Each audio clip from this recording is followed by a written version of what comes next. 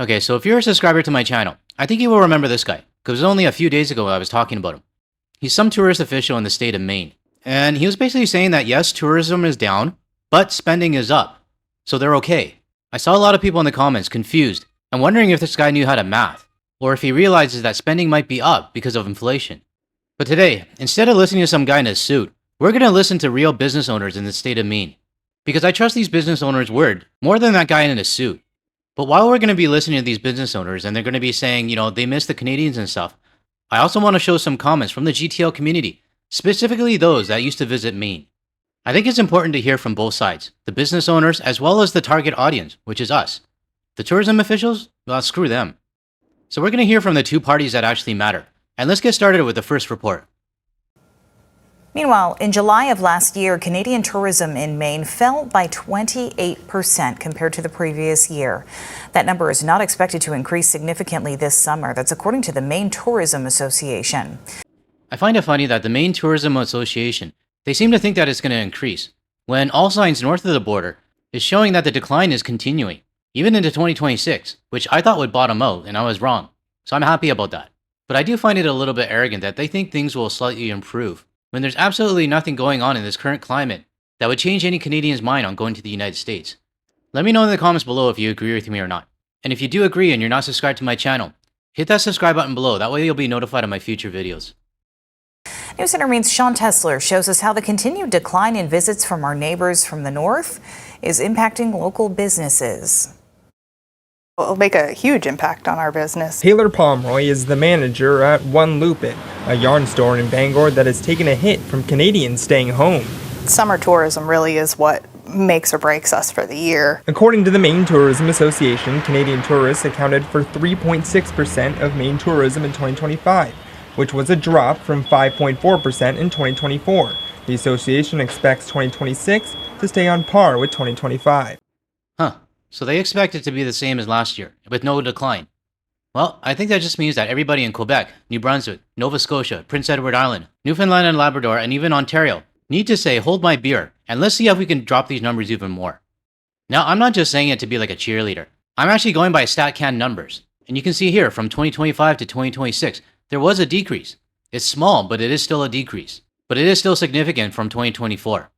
So my question is, as long as this trend continues, how does this tourism association expect that numbers will stay the same as last year? And to put all that work in and then get clocked so hard by forces that we cannot control or predict is kind of heartbreaking. Oh, I totally predicted this. And my prediction came on the day that Diaper Don was elected president, for the second freaking time. Now, we've been here long enough, 15 months to be exact, to know the type of answers that come out of these US citizens, that we can get a vibe on who they actually voted for.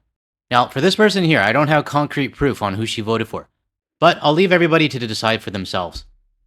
Jody Clayton is the owner of One Lupin. She says she's had to cut back on inventory orders and tighten her payroll. The first place that payroll hits occur is with you, the owner, and that is correct and proper, but it's not sustainable in the long term. Well, a lot of things are not sustainable right now. Not just for you guys in the United States. Because things all around the world, especially gas, has gone up for everybody, not just you. But we didn't have a choice in this. We didn't get to vote, but you and your fellow citizens did. So unfortunately, because of the actions of the 77 million citizens, the rest of the world has to suffer as well. Now for this Jody Clayton person, if you voted for him, I have zero sympathy for you. But if you didn't vote for him, then the only people you can get mad at are your next door neighbors, your family, your customers, anybody that voted for Diaper Don.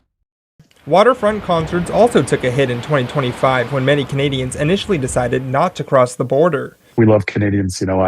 I hope they'll come back in droves. Alex Gray with Waterfront Concerts says he isn't worried about sales this year, though. Realistically, we're pacing ahead of where we were this time last year. It feels good. I don't know, being a little bit better than last year, that's setting the bar pretty low if you ask me. I couldn't find anything online about this guy in terms of which way he voted. The only thing I found is the dismissed abuse charges that he had. But if it were me and I was in his situation, being slightly above last year when the decline was already at its almost strongest, that would be a fail for me. Not something to get excited about. When a relationship falls apart, it takes time to rebuild as well. Betsy Lundy is the director of Downtown Bangor Partnership, and she is hopeful that Canadian tourism levels will come back up eventually. We're really just kind of looking forward to repairing any damages to the relationship that will help them remember how much they enjoy spending time in Maine. Now, I have no say in this because I've never been to Maine, and it's not something that's memorable to me, just because I haven't been there. But for those Canadians that used to frequent Maine, is it still memorable for you at the moment? If I can relate it to Washington State, because that's where I'm most familiar with, I had a lot of good memories there, and even some bad ones. But there's absolutely nothing they can do right now to change my mind. Yes, I had some good memories in Washington State, but that doesn't outweigh the disrespect and the threats to my country. For now, businesses in the area will have to continue relying on support from a little closer to home. Our local community is really what keeps us going year-round. In Bangor, Sean Tessler, News Center, Maine. So I have a lot more trust in these business owners and what they say and how they're panicking, versus this guy here, who says tourism is down but spending is a lot higher. So any tourism official in any state, I'll take what they say with a grain of salt. But in this next article, we're going to hear from some more Maine business owners, and one of them says she's shaking in her boots. And of course, we're going to hear from more tourism officials and even people from the Chamber of Commerce saying that everything is okay, everything is going to be fine. Now, for those of you just listening, or for those of you who may be visually impaired, I'll read this one up for you. By mid-spring for most years, Jenica Lundy, owner of a cottage rental agency in Northport, is booked solid for the prime summer weeks, but she still has vacancies. I'm shaking in my boots, Lundy said.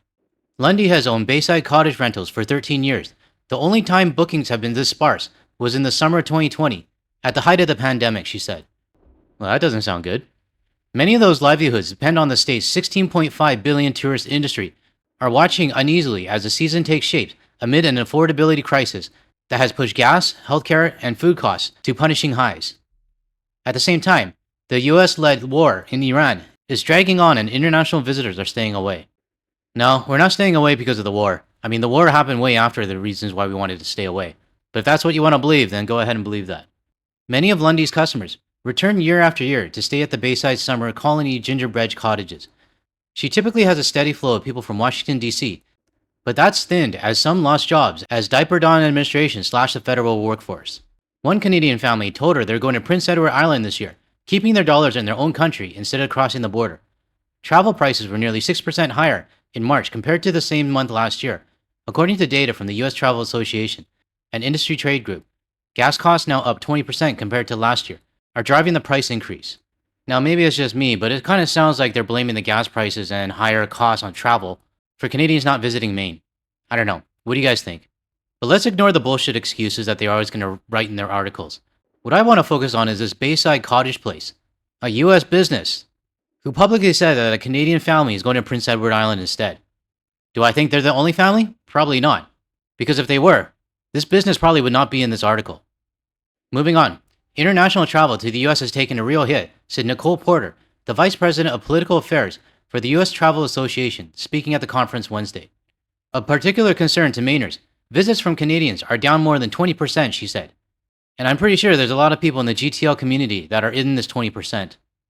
But that 20% seems a little bit low if you ask me. I mean, if I compare it to the border numbers, I think the crossings into Maine, safely and conservatively, I think is down 30 to 40%, somewhere around there.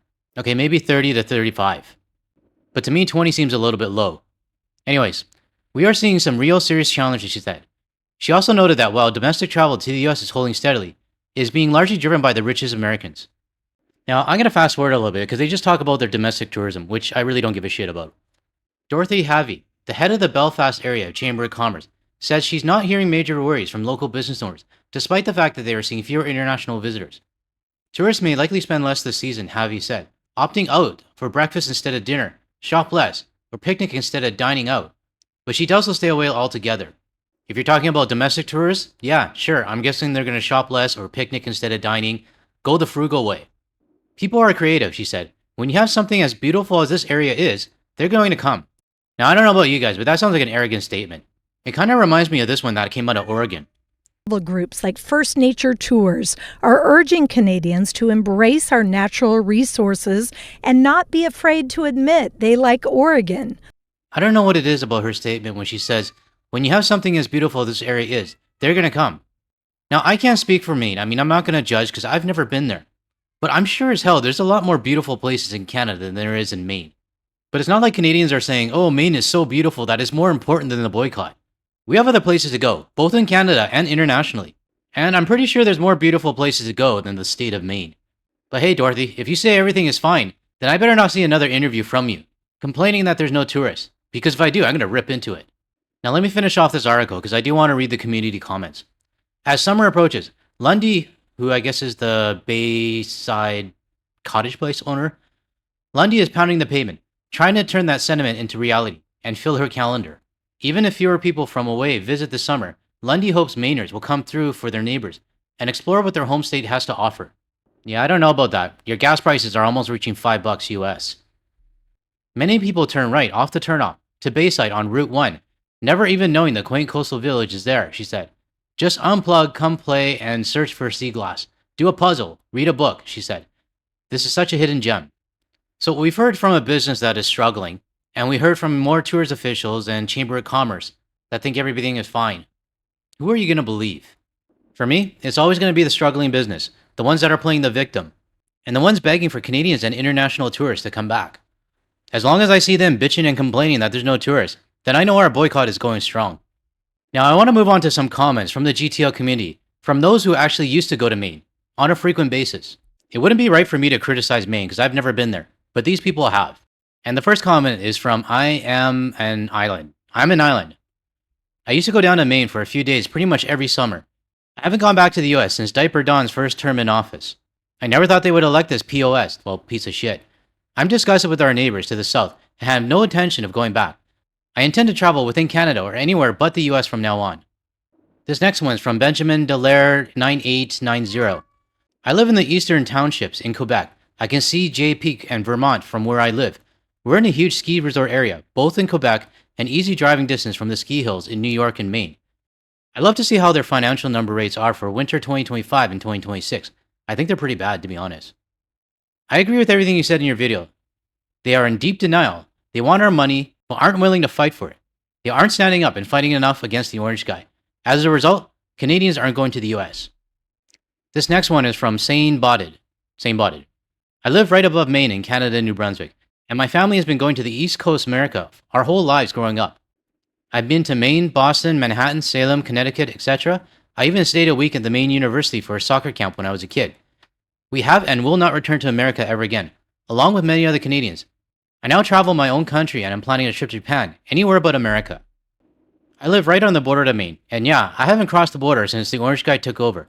I used to work in retail, and the Americans would make fun of our money, calling it funny money, play money, and they hate our coins. And some of them feel pretty struck on themselves. I kind of find it funny that they make fun of our money, call it monopoly money or play money, and yet they still want it. Well, they're not getting any of mine. Oh, my bad. That one was from Russell McKnight 7226. This next one is from Biff Strong 1079. I skied in Vermont and Killington and Stowe before the Sugarloaf in Maine. Never again. Sounds like Biff Strong is one of the Canadians that used to ski in the US. They're not going anymore. I wonder how many other Canadians are doing the same thing. This next one is from Keith Douglas. I normally travel to Maine half a dozen times a year, 2 to 3 days to visit friends. I haven't been to Maine since December 2024. Alright, I'm only going to do a couple more because it sounds like the co-host really wants my attention. This next one is from JH16. I looked it up. Maine had a decrease of 28,000 or 26% in March 2025. So that means there were about 108,000 or so visits in 2024. That means if March ended up being 17% as well, another decrease of 13,600. That would make the total 2-year drop about 39.5% or 41,600 fewer crossings. Good job, gang. Thanks for looking that up for me. And last one for today comes from Candy Cane 3265. I think GTL showed us the voting numbers in Maine, and it's got a lot of red. So yeah, super sarcastic apologies from a Maritimer for not visiting Maine, Governor Mills. Hey, I haven't even mentioned Governor Mills the whole video. Anyways, yeah, maybe the loss of Canadian dollars is hurting your friends in Maine, but like half of you voted for this. Maybe take your complaints to the current presidential administration instead of being all victim blaming against Canada. We didn't vote for any of this. We don't owe you support. We'll come back when you earn it. But I'm not optimistic, and by earn it, I mean doing your own version of Nuremberg trials. The longer it takes, the longer it's going to take for Canadians and other tourists to return. High five all around to BC residents. You guys rock. I think I must have showed the border crossings for BC in the video that she commented on. Okay, I'll do one more for the viewers. And this one's from Vicky and Bernie 3918. I live in Nova Scotia. I often travel to Maine, either via New Brunswick or via the ferry in Yarmouth, Nova Scotia or Bar Harbor. I used to visit Old Orchard Beach. Also love Portland and Bar Harbor. The exchange rate was never a deterrent. Heck, we rarely thought about the exchange.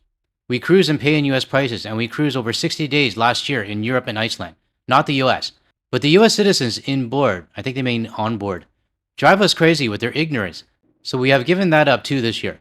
Instead, we're heading to Vancouver, yay, where we once lived to see friends. Then heading to Iceland, which is way more expensive than US instead. I love that my attention is now focusing on other countries to go visit. Go Canada. So what I just read out to you are viewer comments from people who used to go to the state of Maine. And now they want nothing to do with the United States, like many of us. The boycott is real, and so is the anger. So if anyone tries to tell you that they still see lots of Canadians in the United States, sure, they might see some, but those people probably don't realize how many people are not going. And the ones that are not going are the ones that actually matter, because they're not getting our money. Now to close off this video, I would like to thank Celeste for posting this on the Guard the Leaf Hey Cafe page. And she took this photo from Lac Lejeune in British Columbia. I kinda thought it sounded familiar, and when I looked it up, it's on the way up to Kamloops. So thank you, Celeste, for posting this on the Guard the Leaf page and sharing it with the community. Alright, I really need to get going. You can hear the co-host in the back. She really wants attention. If you found any value in anything I said today, or you want to hear more from a Canadian and international point of view, without the US media bias, make sure you hit that like and subscribe button below. That way you'll be notified of my future videos. Forget it. I lost my train of thought. Thanks everyone.